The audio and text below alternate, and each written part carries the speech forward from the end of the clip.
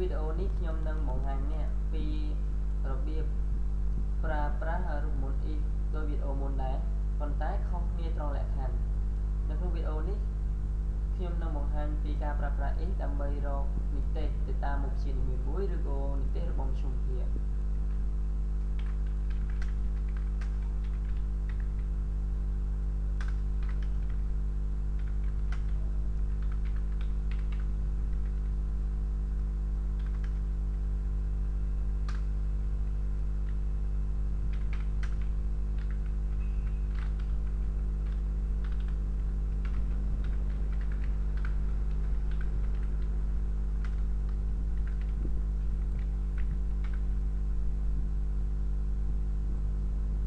ឥឡូវយើងសូមទៅបើកលើកម្មវិធី Excel អស់គ្នា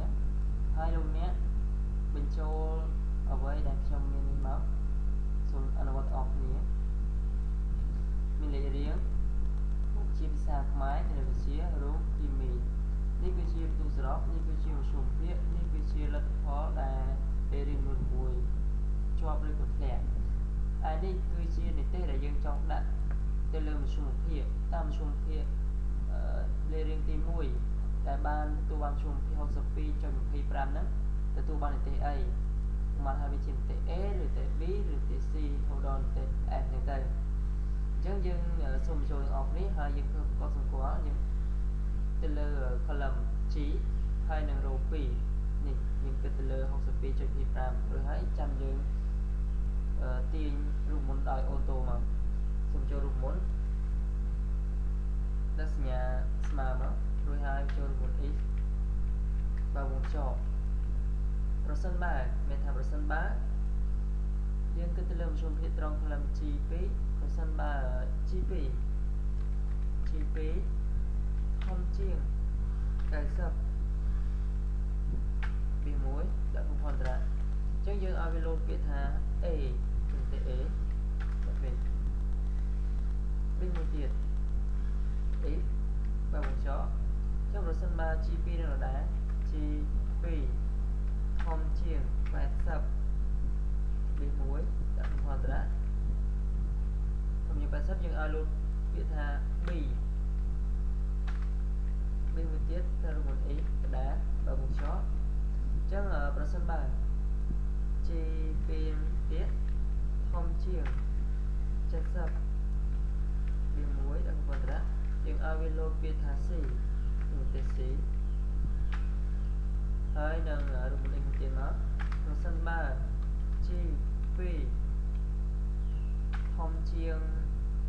60 ពី1ដាក់បំផុនតារា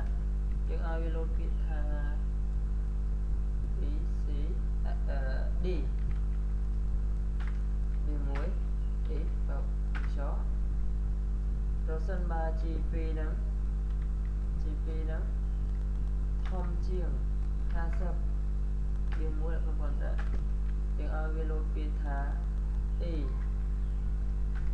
នៅចុងក្រោយយើងមិនចាំបាច់ប្រើ if ទៅទៀតទេយើងពី1ដាក់បំផុនតារាតែម្ដងអញ្ចឹងប្រសិនបើខុសពីលក្ខខណ្ឌទាំងអស់ខាងលើយើងឲ្យវាលោតពាក្យថា F គឺបាននីតិ F ព្រោះហើយយើងធ្វើការបិទវងចរវិញទៅតាមចំនួនវងចរដែលយើងបានបើក1 2 3 4 អញ្ចឹង5អញ្ចឹងយើងបានបើកវងចរចំនួន5យើងបិទគោលចំនួន5ដែរ1 2 3 4 5បន្ទាប់មកយើង enter ឃើញថាលេខរៀងទី1ទទួលបាននីតិ D ហើយយើងឈរវាមកអញ្ចឹងលេខរៀងដែលបានទទួលបាននីតិ A គឺលេខរៀងទី4ហើយលេខរៀងទទួលបាននីតិ B លេខរៀងទី6នីតិ C ទី3និងបន្តមកទៀតសង្ឃឹមថាលោកអ្នកមើលវីដេអូនេះហើយនឹងបានអនុវត្ត